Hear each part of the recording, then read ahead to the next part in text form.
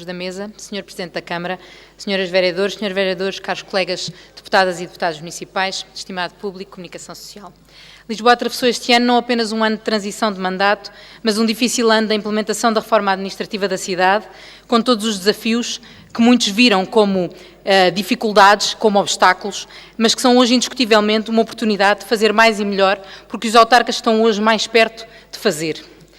Em matéria de resíduos e higiene urbana, uma das mais controversas, por ser também das mais visíveis e, portanto, passível de ser usada como moeda de troca à mesa das negociações, verificou-se que no planeamento e na transferência dos meios humanos e materiais, os serviços da Câmara estavam em claro déficit, não apenas nos meios humanos, mas também nos meios técnicos para as funções que tinham que desempenhar.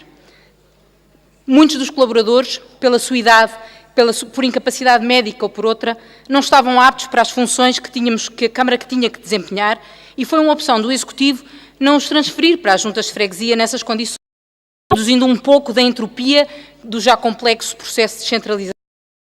Perante essa falta de recursos, foi convocada uma greve e numa grande a recolha de resíduos não é apenas uma questão de limpeza da cidade, é uma questão de saúde pública e convocar uma greve não é uma decisão nem tomada, nem aceite de ânimo leve. Não assistimos a um debate na praça pública para desespero da oposição e da comunicação social, antes a uma negociação calma e ponderada entre a Câmara e os sindicatos, fim da qual foi comunicado ao público e a esta Assembleia um entendimento. Não se tratou de ganhar ou perder guerras entre sindicatos e Câmara, tratou-se de ganhar todo um processo para os municípios e para a cidade.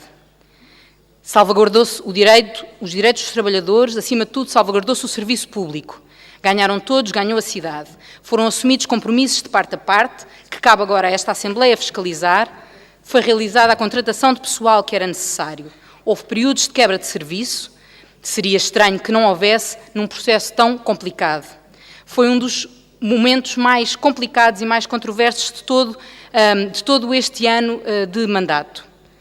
Gostaríamos também de perceber, em todo este período de quebra de serviço, que sabemos que houve, qual foi o impacto que tudo isto teve, nomeadamente na implementação da recolha seletiva e no rácio de recolha de indiferenciados e de recicláveis. Foram ainda assumidos compromissos na melhoria das instalações, nomeadamente no reforço dos equipamentos e na melhoria dos postos de limpeza, que gostaríamos de saber em que ponto estão. Gostaria ainda de lembrar que este foi o ano de uma batalha que também foi travada nesta Assembleia contra a privatização da EGF e, em particular, da Valor Sul, que não recolheu unanimidade neste plenário, mas recolheu unanimidade na metade que me é mais cara e que espero se mantenha na batalha que aí vem pela manutenção no domínio público das nossas águas. No que diz respeito à estrutura ecológica da cidade e aos espaços verdes, conhecemos hoje números bastante animadores, tanto na área de espaços verdes, como nas emissões de gases, na eficiência energética, na qualidade das águas. São que nos fazem crer que as medidas que estão a ser tomadas estão a funcionar e encaminham Lisboa para se tornar uma cidade de referência nestas matérias. Muitas das medidas tomadas para chegarmos a estes números não foram muito populares. Vejam-se as alterações de tráfego nas grandes artérias da cidade, como a Avenida da Liberdade. Veja-se a implementação das zonas de emissão reduzida. Veja-se muitas das vias cicláveis que substituíram faixas de rodagem. A política de estacionamento que foi tão criticada e que poderá sempre ser melhorada, mas que reduziu efetivamente a zonas, com a melhoria de qualidade de vida para os municípios e com a melhoria para o ambiente da cidade. Também no que aos espaços verdes diz respeito, a transferência de competências para as juntas de freguesia dota-as agora de espaços qualificados, equipados e disponíveis para a fruição pública dos fregueses. Da sua ação, as juntas, melhor do que ninguém, estão capacitadas para dinamizar estes espaços, que não podemos permitir que se tornem, por inércia ou incapacidade, em meros canteiros, com consequência para a segurança da cidade e para a qualidade de vida. Um jardim é um espaço público, não é apenas um conjunto de plantas e animais, tem que ser vivido e não vedado, e precisa, por isso, de uma política ativa e não apenas de manutenção. E, por fim, e de forma muito atual nas últimas semanas, no que respeita ainda à estrutura ecológica da cidade, importa falar das cheias. Lisboa é uma cidade ribeirinha. As bacias naturais foram construídas com enorme pressão, de uma forma que afetou irrecuamente nas últimas décadas, não foi no último ano nem nos últimos 7 anos. Poderíamos dar-nos ao trabalho, e podemos, de identificar as zonas que afetaram o escoamento e de quem foram os seus responsáveis políticos. Não foi certamente neste último ano, não foi certamente nestes últimos 7 anos. E para as várias medidas que foram tomadas para evitar ou minimizar as cheias. Por exemplo, evitando a construção nas zonas sensíveis. E muito foi evitado, isso sim, nos últimos mandatos. Podíamos ainda olhar para medidas específicas tomadas para melhorar a retenção e para melhorar a infiltração. E deste exercício podemos procurar culpados, os culpados das más medidas e os culpados das boas medidas. Mas disso não valeria nada nem aos comerciantes, nem aos municípios que são afetados pelas cheias. Mas podemos fazer o exercício, mas não é agora nem é aqui. As cheias são uma realidade nesta cidade, com situações de precipitação como a de ontem e do passado dia 22, sempre que elas ocorrem no momento da praia-mar.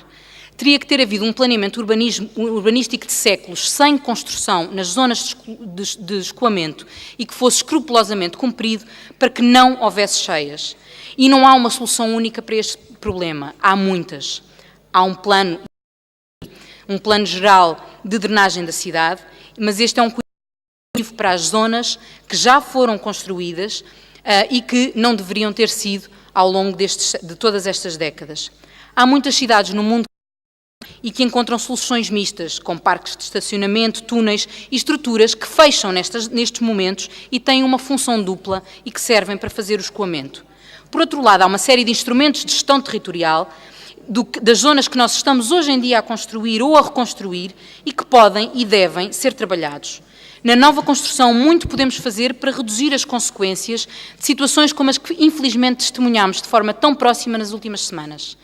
Mesmo em zonas já consolidadas, em bairros como a Expo ou como a Alta de Lisboa, há alterações que podemos fazer para facilitar o escoamento. Será preciso que haja uma cheia antes de aprovarmos cada plano de pormenor, cada plano de urbanização, cada instrumento de gestão territorial, para nos lembrarmos da importância que tem a não construção, tanto como a boa construção, para além da aprovação de um plano de drenagem?